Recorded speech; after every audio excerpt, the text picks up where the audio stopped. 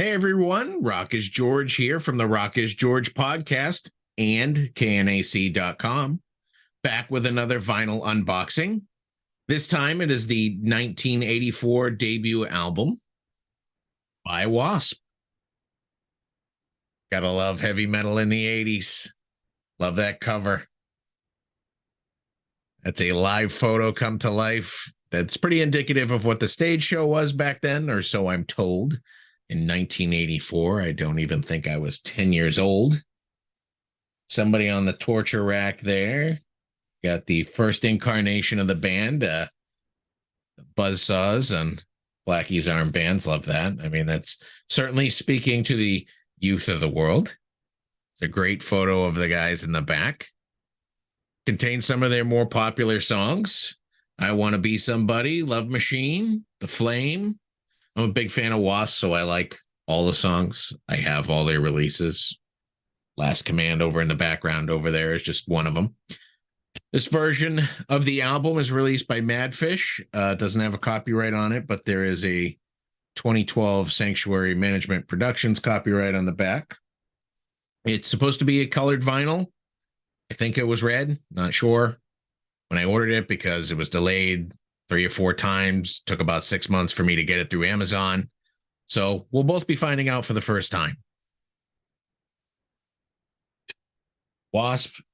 currently, I think, is hitting Europe for their 40th anniversary tour. And they just came through the U.S., and I missed them. A lot of major concert venues are pretty far from me, so I got to pick and choose.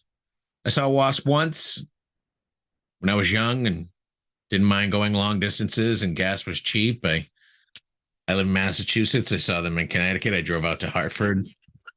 It was the Unholy Terror tour with local music legend Stet Howland on drums. I did an interview with Stet's not on this album, but I did an interview with Stet about his latest project, Howland Hyatt, for the Rock is George podcast. You can check it out right here on this YouTube page. While we check out W.A.S.P's self-titled album on vinyl.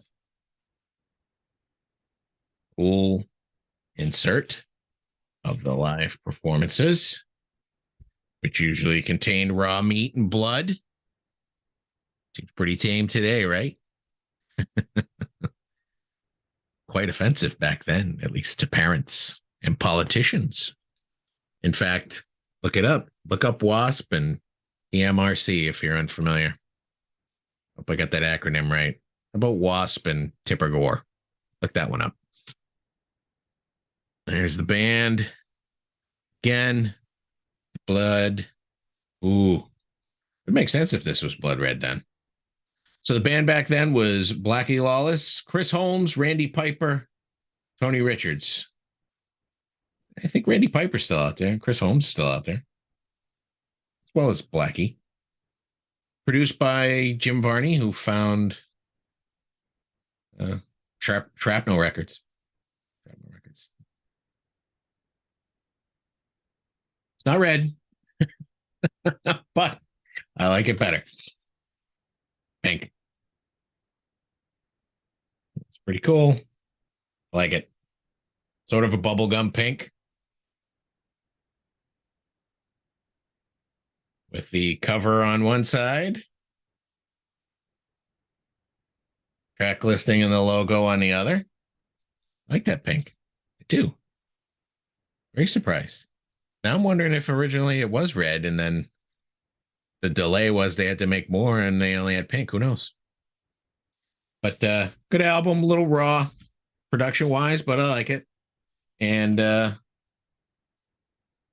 can't imagine you're watching this if you don't know who W.A.S.P. is, but if you don't, head over to your favorite music streaming service and check them out. If you like what you hear, go out and buy W.A.S.P's self-titled 1984 debut.